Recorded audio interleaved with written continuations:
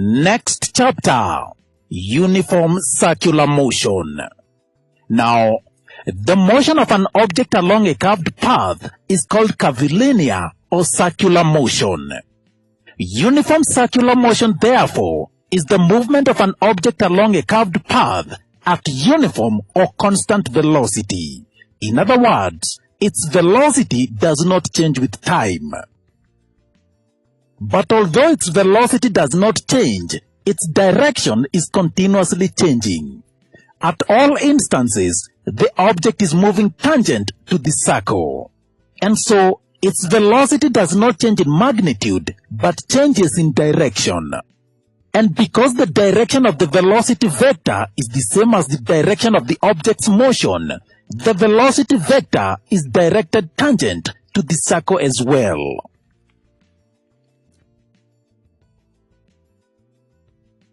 Angular displacement. Now, angular displacement is defined as the angle in radians through which a point or a line has been rotated about a specific axis. It is the angle made by a body moving in a circular path. Consider a particle moving along the circular path from A to B. The arc AB represents the distance S, while the angle theta subtended by the arc AB is the angular displacement. In circular motion, angles are measured in radians. And this is the ratio of arc length to radius of the circle. And so theta in radians is equal to arc length AB over radius OA. That is equal to S over R. When S is equal to R, then theta is equal to 1 radian. By definition, a radian is an angle subtended at the center of a circle by an arc of length equal to the radius of the circle. If the object made a complete revolution, the arc length will be equal to the circumference of the circle. Calculating, theta is equal to circumference over radius. The circumference of a circle is given by 2 pi r, and therefore theta in radians is equal to 2 pi r over r. Cancelling r out, we get theta in radians is equal to 2 pi. Remembering that a complete revolution is equal to 360 degrees, then 2 pi radians is equal to 360 degrees. Dividing both sides by 2 pi, it means 1 radian is equal to 57.3 degrees. And you can always use this relation to interconvert between radians and degrees.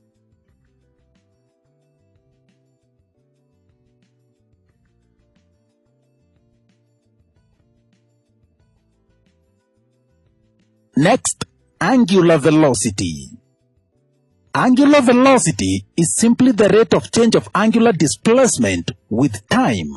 It is represented by the Greek letter omega. Angular velocity is equal to change in angular displacement over change in time. Omega is equal to delta theta over delta t. The units for angular velocity is radians per second. Now let's bring back the expression for angular displacement. Theta is equal to S over R. Dividing both sides by t, we shall have theta over t is equal to S over RT.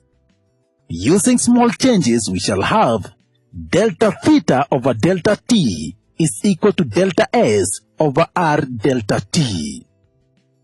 But delta theta over delta t is equal to omega, or the angular velocity.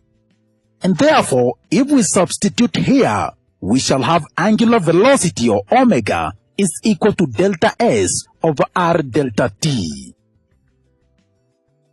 Again, recall in linear motion that delta S over delta t is equal to v, where v is the linear velocity.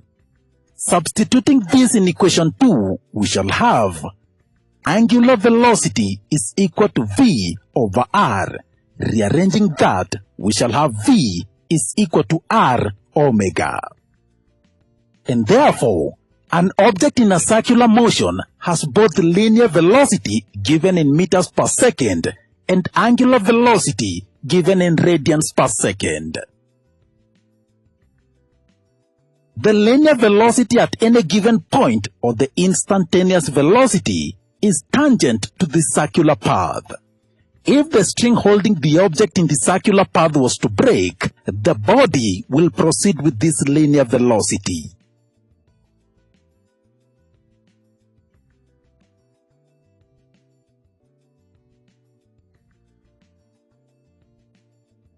Let's take two examples. Example 1. A turntable makes 60 revolutions per minute. Find the angular velocity in radians per second. A revolution is one complete turn, or 360 degrees, which is equal to 2 pi radians. How about 60 revolutions? That will be 60 times 2 pi, which gives us 376.8 radians. We know that angular velocity is equal to theta over t.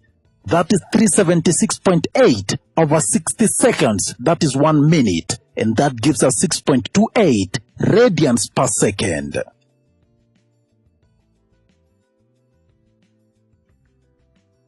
Example 2. A body moving in a circular path makes 75 revolutions per minute. If the radius of the circular path is 50 centimeters, calculate its linear velocity. 1 revolution is equal to 2 pi radians, and therefore 75 revolutions will be equal to 75 times 2 pi, which is equal to 471 radians. Omega, or the angular velocity, is equal to 471 over 60, that is 1 minute. That gives us 7.85 radians per second. And finally, linear velocity v is equal to 7.85 times 50 centimeters is equivalent to 0.5 meters. That gives us 3.93 meters per second.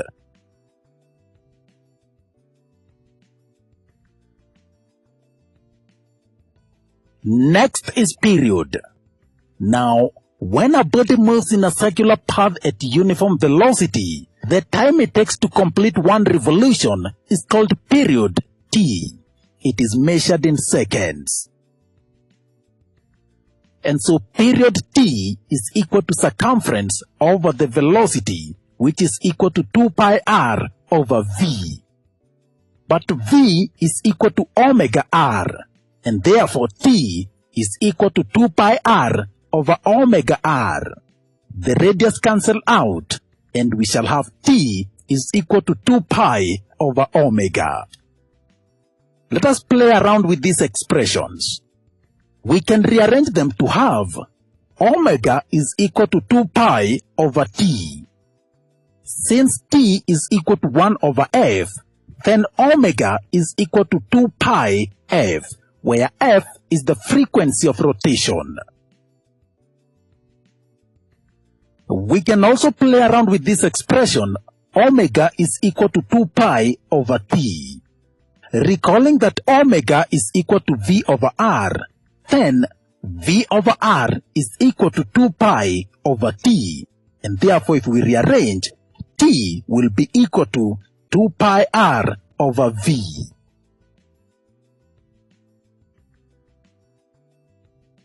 And so for this equation in example 1, we can calculate the period for the turntable. Period t is equal to 2 pi over omega, and we found that omega is equal to 6.28 radians per second. If we substitute, period t is equal to 2 times 3.14 over 6.28, giving us 1 second.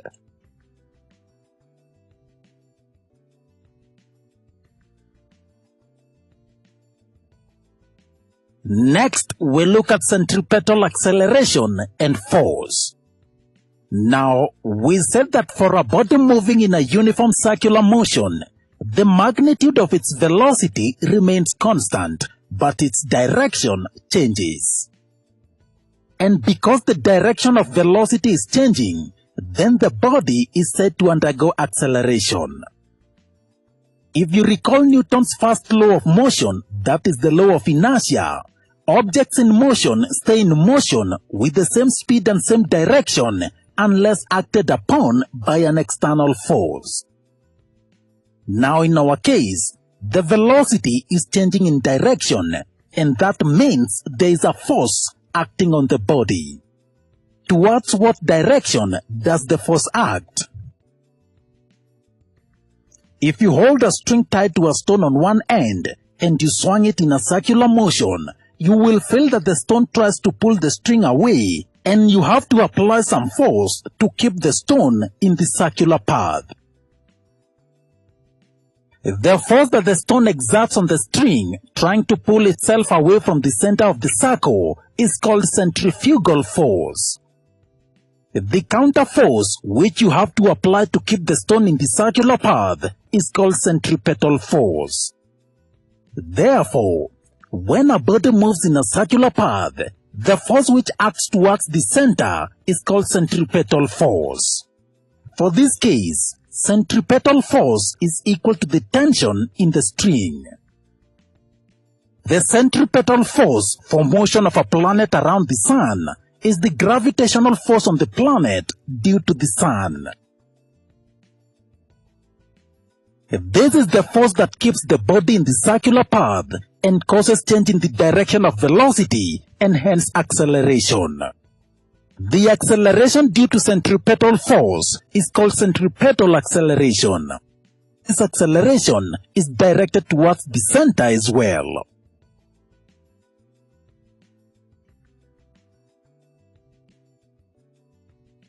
Centripetal acceleration is given by v squared over r. Its units are meters per second squared. How about the centripetal force? From Newton's second law of motion, force is equal to mass times acceleration, or ma. And we already have centripetal acceleration, and therefore centripetal force is equal to mv squared over r. Its units are newtons.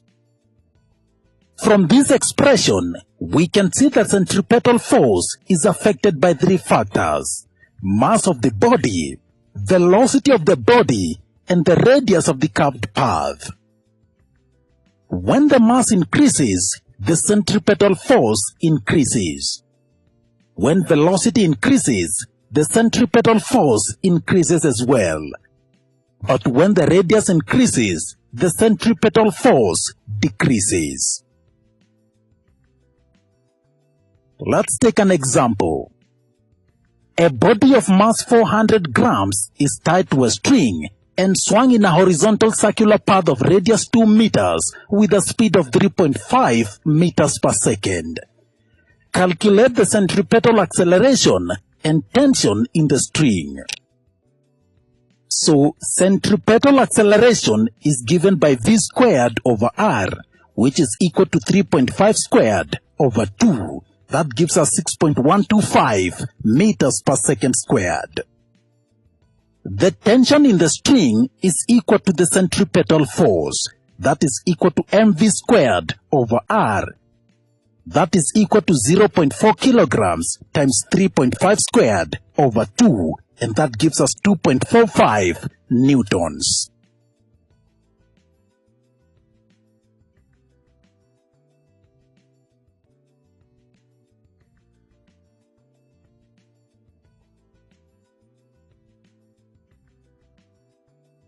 Next, let's look at some few examples of circular motion. We start with critical speed and banked tracks.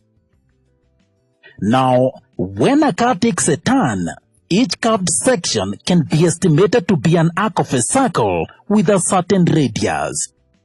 A centripetal force must act towards the center of the circle to enable the vehicle move along it. This centripetal force is provided by the static friction between the road and the car tires. The normal force N balances the weight of the car, mg. If the coefficient of static friction is mu, the maximum friction force which can act towards the center of the arc is mu mg. While making a turn, if the velocity of the car is v and the radius of the arc is r, the centripetal force acting on it will be equal to mv squared over r. For the car to make a safe turn, the required centripetal force should be less or equal to the static friction, which implies that the velocity of the car should be such that it satisfies the relation mv squared over r is less or equal to mu mg. Cancelling out the m's, v squared is less or equal to mu rg, and v is less or equal to the square root of mu rg.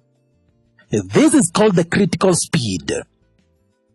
If the car moves at a speed greater than this critical speed, it skids away from the center. Now, we cannot always rely on friction because it depends on external factors such as rain, which significantly decreases the value of static friction.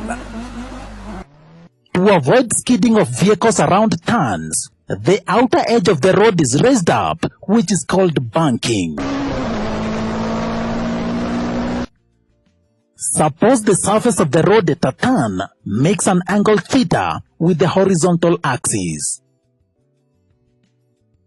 This results in a horizontal component of the normal force, n sin theta, acting towards the center and providing the necessary centripetal force at the turn. Friction is not taken into consideration here, and therefore, n sin theta is equal to mv squared over r. The vertical component of the force balances the weight of the vehicle. So n cos theta is equal to mg. From these equations, n sin theta divided by n cos theta will be equal to mv squared over r divided by mg. And that is equal to mv squared over mrg. The m's cancel out here and the n's cancel out on the other side. We remain with sin theta over cos theta is equal to v squared over rg. But sin theta over cos theta is equal to tan theta, and therefore tan theta is equal to v squared over rg, meaning v squared is equal to rg tan theta, and v is equal to the square root of rg tan theta. This equation gives the speed in which, in the absence of friction, for a given angular inclination and radius of curvature would ensure the car does not skid away. The critical speed does not depend on the mass of the object. And so for a horizontal track, critical speed Vc is equal to the square root of mu rg. And for a banked road, the critical speed Vc is equal to the square root of rg tan theta. The turning of aircrafts in air is made possible by the gradual lowering of the wing on one side. This makes use of some component of the lift force to provide the necessary centripetal force to enable the aircraft move in a circular path.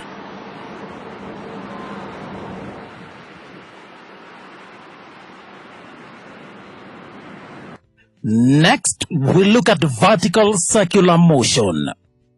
Now, consider a ball of mass m tied to a string and swung with uniform speed in a vertical circle of radius r. The forces acting on the ball at any instant are its weight mg, which acts vertically downwards, and the tension T, which is always directed towards the center of the circle. The tension in the string changes in magnitude at different positions of the ball. When the ball is at point A, the tension TA and the weight mg provide the centripetal force. Therefore, mv squared over r, the centripetal force, is equal to TA plus mg. This means that TA is equal to mv squared over r minus mg. When the ball is at B, which is the lowest point of the path, it is acted upon by the tensional force TB and its weight mg. The centripetal force, therefore, is provided by the resultant force TB minus mg. Rearranging, TB is equal to mv squared over r plus mg. From these equations, it is evident that TB is greater than TA. The tension in the string is therefore maximum when the object is at its lowest point and the string is most likely to snap at this position.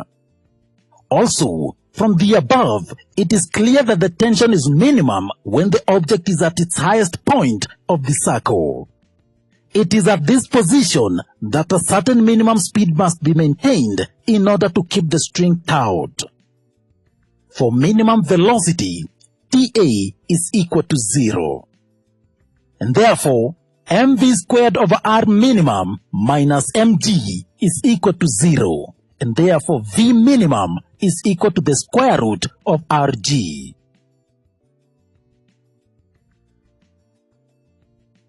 At position C and D, the weight mg is perpendicular to the tensional force and hence do not contribute to the provision of centripetal force. Therefore, Tc is equal to Td and is equal to mv squared over r.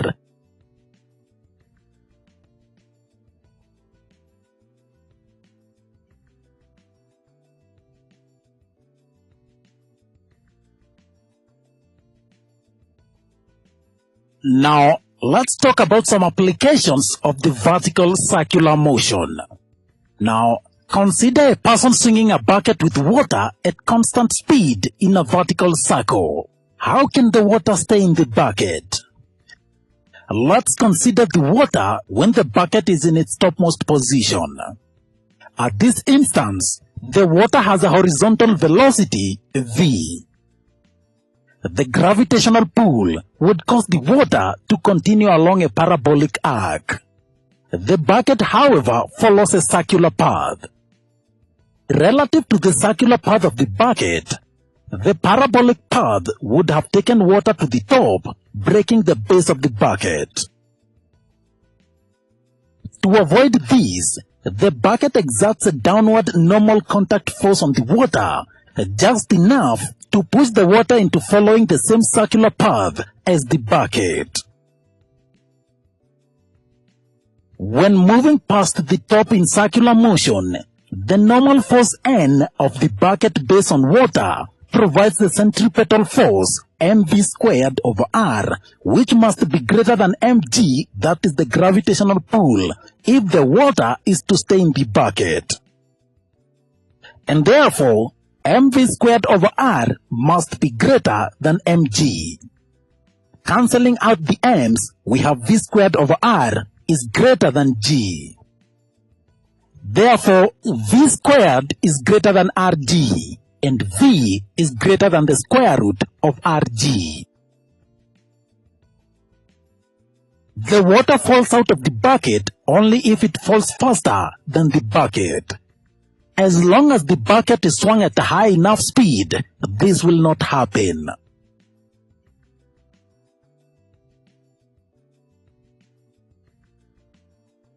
Next, Lambach tracks. Now, when you're in a car that is going over a hill or down a valley bottom, people know that sometimes they get a funny feeling in their stomach and you actually feel lighter or heavier for a moment. There are two forces acting on the vehicle or any other body for that matter. The weight mg of the car, which is constant, and the recusant force R, which varies and acts in a similar way as tension in a string. We also call it the support force.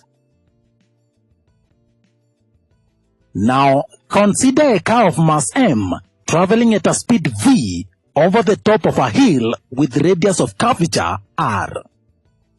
At the hilltop, R, or the recusant force, is in the opposite direction to the car's weight. Because the path is curved, the resultant force, which provides the centripetal force, must be the difference between these two forces. So mv squared over r is equal to mg minus r. At a certain speed, the car would lose contact with the road, and this happens when r becomes 0. If r is equal to 0, then mg is equal to mv squared over r. Cancelling out the m's, g is equal to v squared over r, and rearranging, v is equal to the square root of rg. This is the maximum speed that the car must travel to remain in contact with the road. And from this, we see that we can find out that maximum speed by simply getting the radius of curvature. Again, this maximum speed has nothing to do with the mass of the car, which is surprising actually.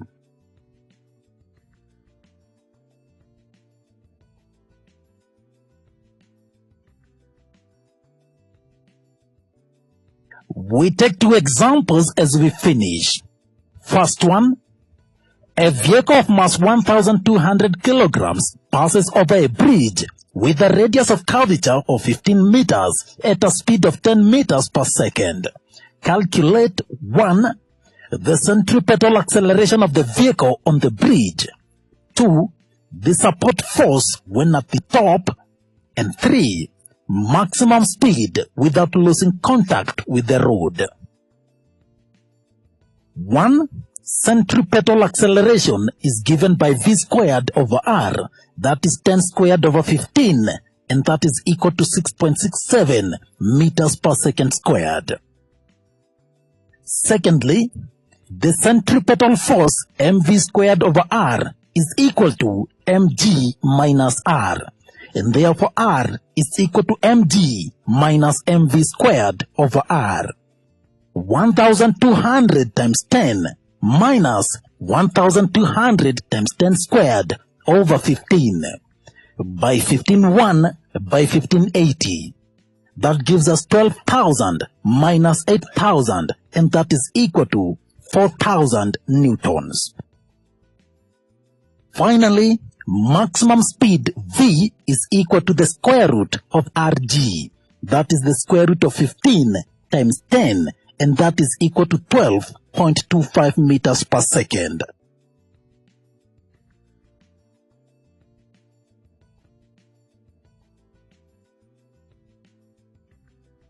At the valley bottom, R and mg act in the same direction, so the resultant force which provides the centripetal force, mv squared over r, is equal to mg plus r.